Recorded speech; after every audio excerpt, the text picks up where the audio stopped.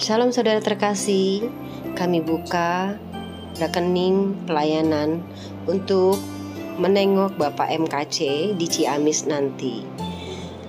Saya buka rekening pelayanan di rekening dana yang akan tertera di sini. Kiranya Tuhan Yesus selalu memberkati kita semua. God bless all.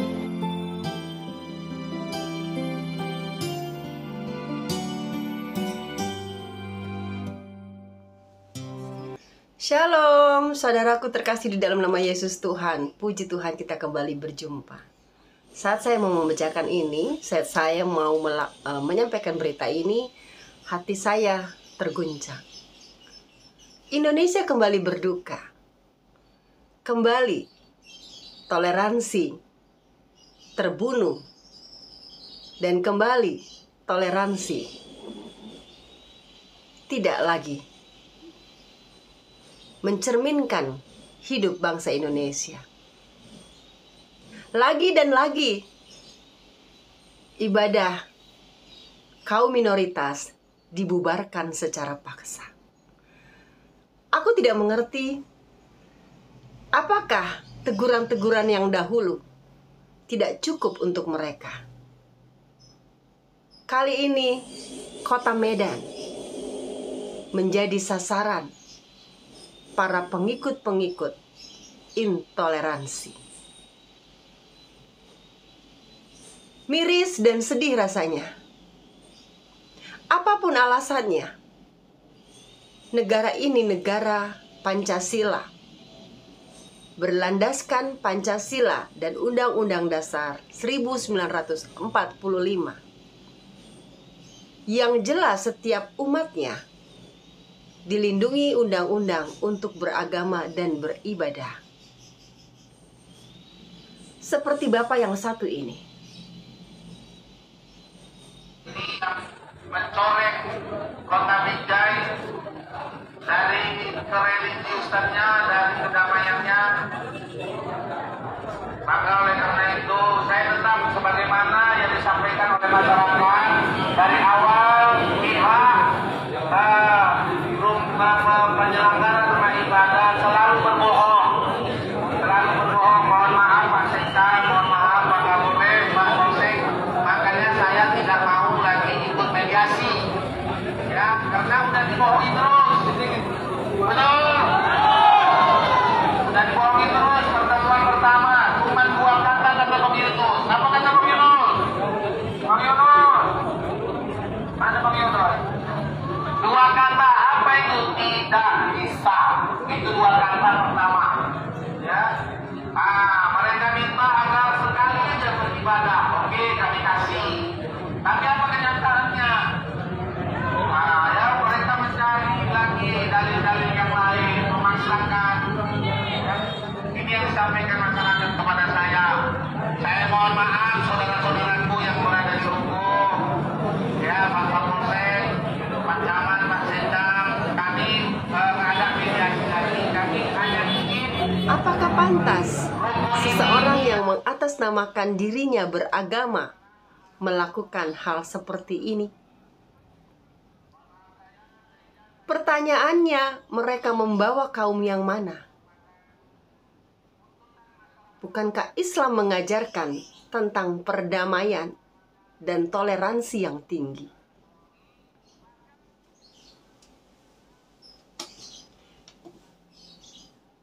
Yang aneh, kenapa selalu umat Kristen, selalu umat Kristiani yang jadi bulan-bulanan?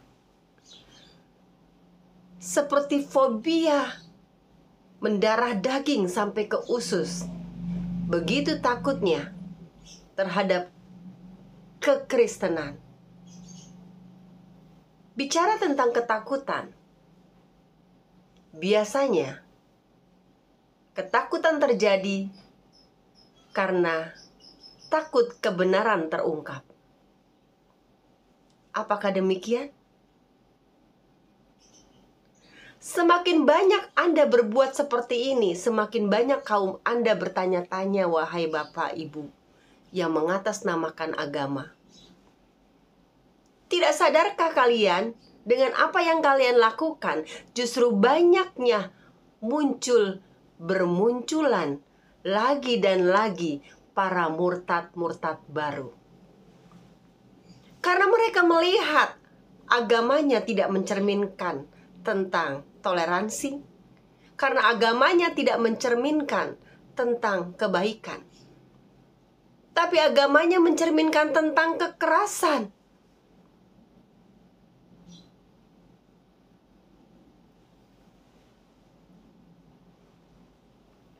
Saya punya kutipan yang bagus sekali dari seorang Buya.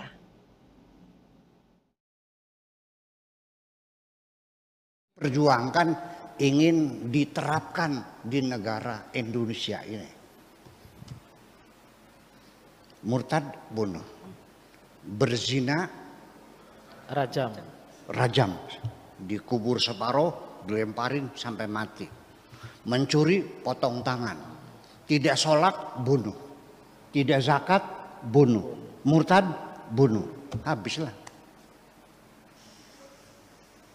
Ya seperti itu. Di kitabnya begitu kok. Terus gimana? Saya tidak berani menyalahkan. Nanti saya dibilang murtad lagi nantinya. Kita negara Indonesia ini adalah negara Pancasila, Undang-Undang Dasar 45. Beliau seorang guru besar berkata, jangan takut murtad. Saya katakan negeri Kenapa? kita ini bukan negara Banyaknya Islam. para murtad-murtad harus dibunuh. Tapi Karena ternyata ajaran-ajaran lama yang sudah tidak tersurat, dirawat, dipelihara, memang tersirat dalam hal, memang pernah ada tersirat. Tetapi tersuratnya sudah tidak ada karena hukumnya sudah dimusnahkan. Otomatis harusnya hukumnya sudah tidak berlaku. Ini yang sangat disayangkan. Bicara lagi tentang pembubaran gereja, sebenarnya ini sudah lama dan berlarut-larut. Yang saya bingung ini ada di kota Medan. Yang kita tahu kota Medan lebih banyak juga orang Kristiani. Dan saya bingung, Bapak Wali Kotanya menantunya Pak Jokowi loh. Padahal bapaknya sendiri begitu toleransi. Pak Bobi, ayo Pak, tindak dengan benar secara hukum undang-undang apa yang dilakukan oleh rakyat Anda. Di dalam Undang-Undang Dasar 1945 sendiri mengatakan setiap orang yang mengganggu ibadah orang lain ada jeratan hukumnya. Pak, ini bukan sedang nongkrong-nongkrong. Mereka sedang bernyanyi itu memuji Tuhan seperti Anda sedang sholat. Kalau Anda sedang sholat lalu ada segerombolan orang untuk menghancurkan atau menyetop Anda sholat, apa yang terjadi? Boro-boro segerombolan orang, gak ada yang berani. 1-2 orang saja berusaha untuk mencegah dan memberhentikan Anda sedang sholat. Saya yakin jadi rempeyek orang tersebut. Coba Pak, posisikan diri Anda seperti ini. Lantas Anda dikatakan minta dihargai dan dihormati, tapi Anda tidak mau menghargai dan menghormati orang lain. Anda berpikir orang di luar Anda ibadahnya bohong-bohongan. Ini namanya egois. Merasa dirinya paling hebat, paling benar, paling, tapi orang lain tidak ada artinya.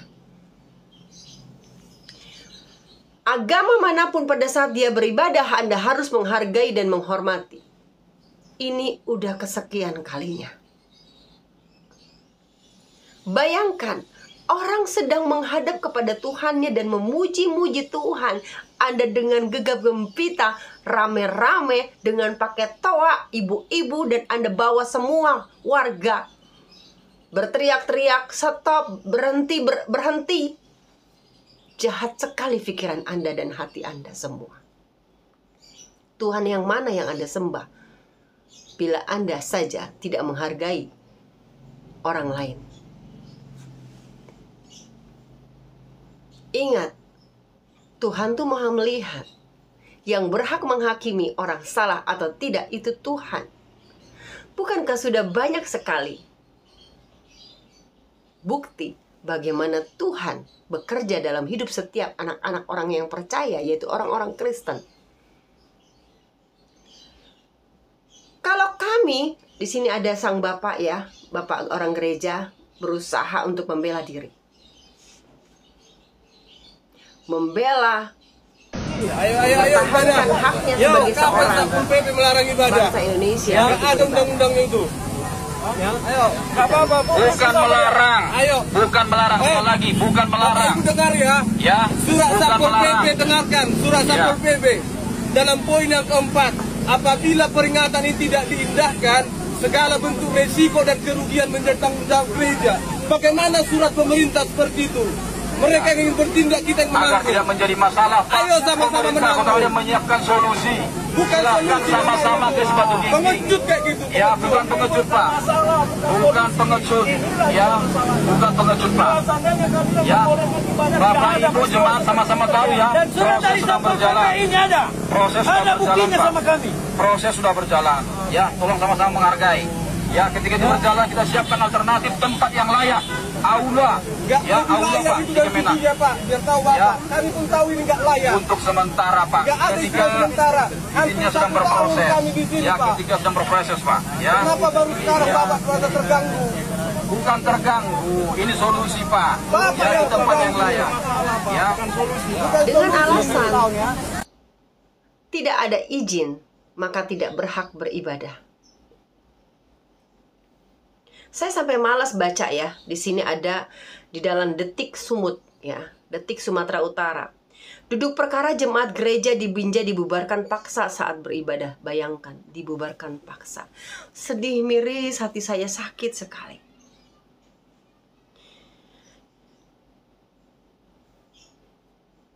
Ini saya mau baca aja ya. Jemaat gereja Mawar Saron di Binjai, Sumatera Utara dibubarkan paksa oleh masyarakat ketika tengah beribadah. Insiden itu terjadi karena jemaat gereja beribadah di lokasi yang tidak memiliki izin rumah ibadah.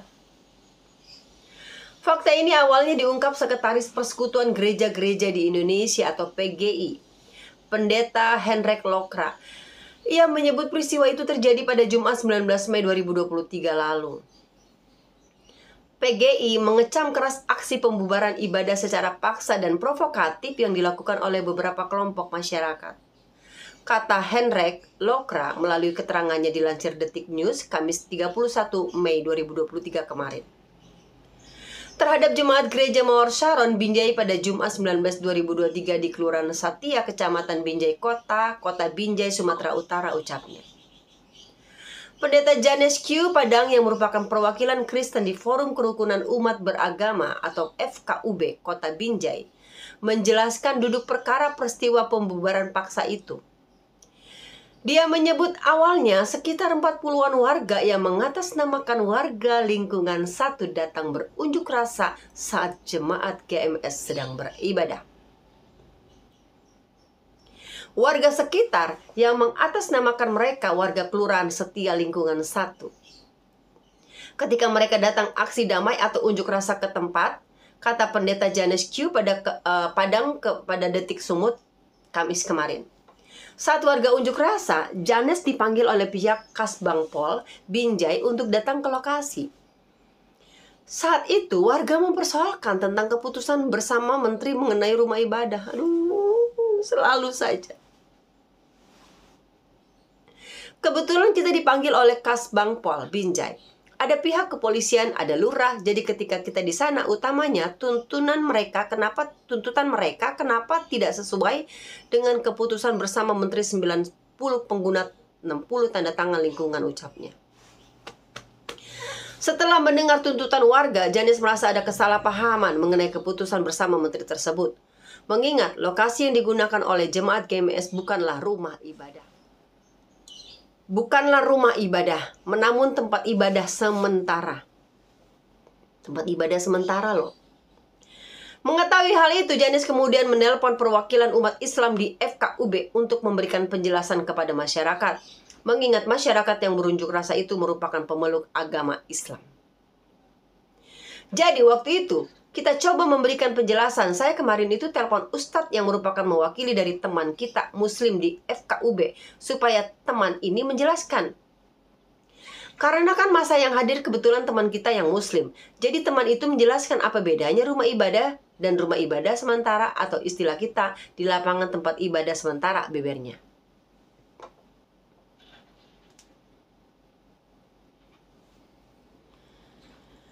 Namun setelah dijelaskan, warga tetap tidak mau mengindahkan penjelasan tersebut. Mereka kemudian melarang adanya aktivitas ibadah di lokasi itu dan mempersoalkan kenapa keluar rekomendasi dari FKUB jika lokasi itu diperbolehkan ibadah.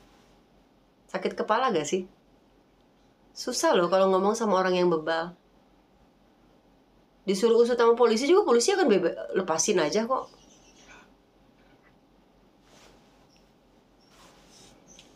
Karena nanti akan ada yang demo. Kalau ditangkap nanti ada yang demo, lepaskan ini, seperti kasusnya Pak RT Wawan. Sudah masuk ke penjara dan sudah dihukum, ya, sudah mendapatkan putusan. Maksudnya dia sudah dijadikan terdakwa, lalu sudah dimasukkan, sudah dapat tuntutannya, tapi akhirnya dibebaskan karena tuntutan masyarakat yang harus membebaskan. Lucunya negeri ini. Teman kita yang unjuk rasa ini tidak mau mendengar, hanya berkata tidak boleh ibadah di sini. Kemudian kenapa bisa keluar rekomendasi katanya. Sementara rekomendasi itu keluar dari FKUB di bulan April ungkapnya, coba bayangin. Berarti rekomendasi untuk ibadah itu boleh. Ini kan rumah ibadah sementara. Janis menyebutkan jika FKUB maupun Kemenak memiliki kewenangan dalam memberikan rekomendasi untuk pelaksanaan ibadah. Rekomendasi yang dikeluarkan oleh FKUB tersebut keluar setelah mereka meninjau langsung lokasi tersebut. Kalau dalam peraturan bersama menteri itu kan laporan tertulis. Jadi istilahnya kita sudah meninjau bahwa itu ada peredam di lantai 2 itu. Di bawah itu mereka buka usaha kopi, makanya namanya Kopi Teman. Lalu di lantai 2 lah mereka buat tempat ibadah itu. Jadi kita survei juga jadi tidak mengganggu lah kalau menurut kami FKUB kalau berbicara suara. Jadi itulah permasalahannya sebutnya. Rekomendasi itu juga dikeluarkan karena setiap warga negara dilindungi untuk melaksanakan ibadah berdasarkan agama masing-masing. Setelah rekomendasi keluar, pemerintah daerah akan mengeluarkan izin.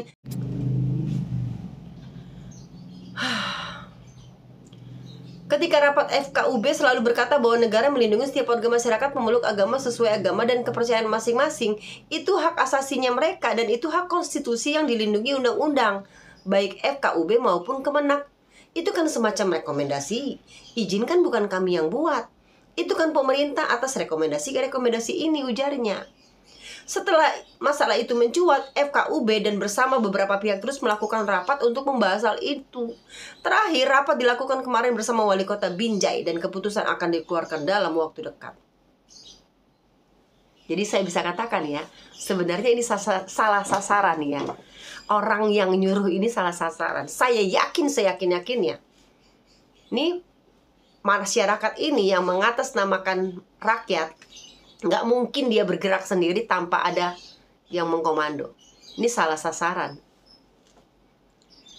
Jelas-jelas mereka sudah dapat izin loh. Izin melakukan ibadah sementara. Sama halnya seperti gereja yang diberikan izin sementara, itu nggak boleh lagi diganggu-gugat yang ada di Lampung. Itu sudah dapat izin sementara untuk beribadah. Ini pun sebenarnya sama. Sudah mendapatkan izin sementara, jadi tidak bisa diganggu-gugat.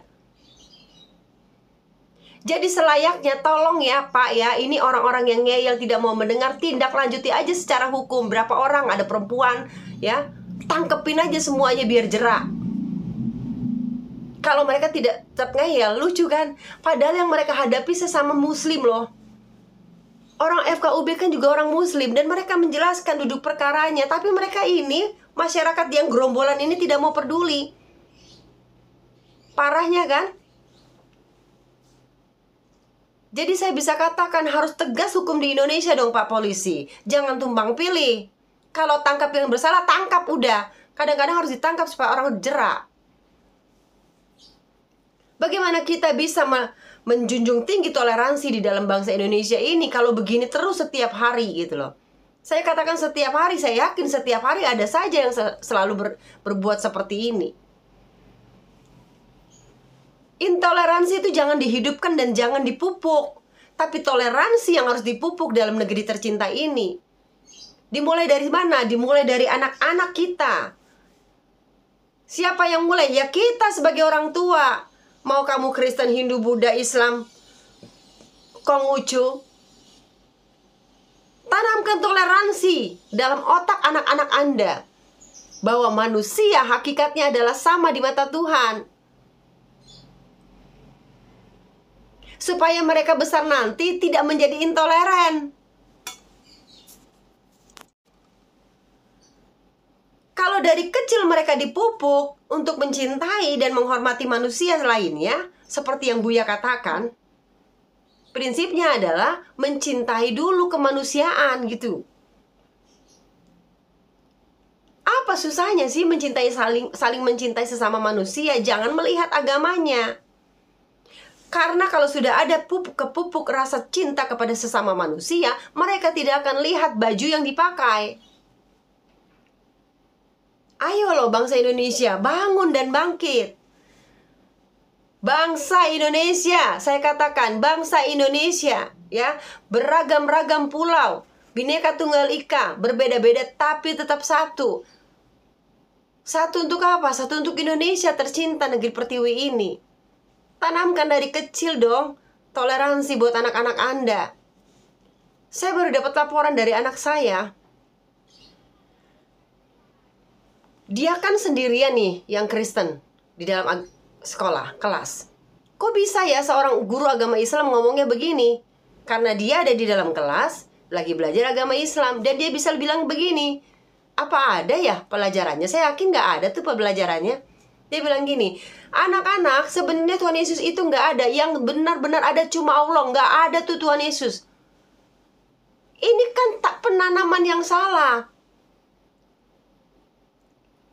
Ini di sekolah loh dikatakan seperti itu. Jadi dipupuk bahwasanya ya memang sih benar, tapi janganlah dipupuk seperti itu sehingga ada kebencian. Ini benar terjadi nih. Saya mau protes. Sampai saya bilang, Kakak, adek, kalau ibu gurunya ngomong gitu rekam aja. Enggak lah, nggak berani mama. Gila gak? Guru agama aja udah memberikan pemupukan yang tidak bagus kepada anak-anak di SD ini. Dia bilang kayak gitu.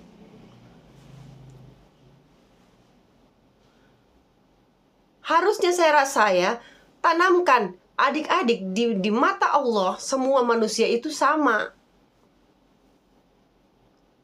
Bukankah Islam yang sesungguhnya adalah Islam yang damai, Islam yang mengayomi?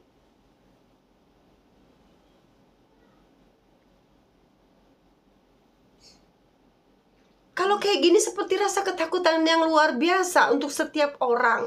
Akhirnya malah terjadi bertanya-tanya. Jadi jangan salahkan banyak orang murtad di Indonesia karena ngelihat kelakuan-kelakuan orang, pentolan-pentolan atau kelakuan-kelakuannya orang-orang lain sendiri yang mengatasnamakan agamanya. Jadi saya katakan, hidup murtad. Jangan takut murtad. Buya Syakur aja bilang jangan takut murtad. Ya bagaimana pada gak murtad? Lawang begini kok pengajarannya. Ajarkan dong kemanusiaan yang tinggi gitu loh. Saya gak bisa berkata apa-apa lagi. Saya hanya bisa bilang, ayo Indonesia bangkit. Junjung tinggi toleransi dan hargai sesama manusia, apapun agamanya. Kita tinggal di Indonesia, negara Republik Indonesia yang berazaskan Pancasila dan Undang-Undang Dasar 1945 untuk saling menghormati dan mencintai dengan logo, dengan berlogokan Bhinneka Tunggal Ika. Itu bukan sekedar logo loh saudaraku. Itu adalah ajas yang dijunjung tinggi Indonesia. Bhinneka Tunggal Ika diajarkan dalam Pancasila, beraneka ragam, berbeda-beda, tapi tetap satu. Jangan berbeda-beda saja gitu loh. Baik saudaraku, sedemikian saja pembahasan kita kali ini. Kiranya Tuhan Yesus memberkati kita semua, anak-anak manusia yang terutama yang ada di Indonesia. Buat semua para anak-anak Tuhan dimanapun Anda berada, saya mau berdoa buat Anda. Tuhan Bapa yang baik, beri kekuatan kepada kami semua anak-anak-Mu, agar kiranya kami tahu Tuhan, karena kami menyandang nama-Mu, maka kami sesuai dengan firman-Mu, kami akan disiksa, kami akan dihina, kami akan dianiaya karena nama-Mu. Tapi kami percaya sesuai dengan firman-Mu Tuhan Bapa yang baik, Engkau berkata, berbahagialah engkau karena namaku, namamu dicerca, namamu dicaci, namamu dihina, tapi kau akan berbahagia di kemudian hari. Dan kami percaya itu Tuhan Yesus. Kami percaya firman-Mu iya dan amin Tuhan. Bapa yang baik, beri kekuatan kepada kami semua untuk terus menimbulkan kasih untuk sesama, untuk orang yang lain. Karena kami adalah terang, karena kami adalah garam. Biarlah mereka merasakan terang kami dan mereka merasakan garam yang ada dalam diri kami. Tuhan Yesus, terima kasih ya Tuhan. Tuhan berkati setiap manusia di muka bumi ini, terutama negeri Indonesia, menjadi orang-orang manusia-manusia yang beradab, yang berbudi pekerti, yang benar-benar menghargai manusia lainnya. Di dalam nama-Mu Tuhan, terima kasih Tuhan. Tutup bungkus kami dengan darah kudus-Mu. Haleluya. Amin. Tuhan Yesus memberkati saudaraku. Ciao.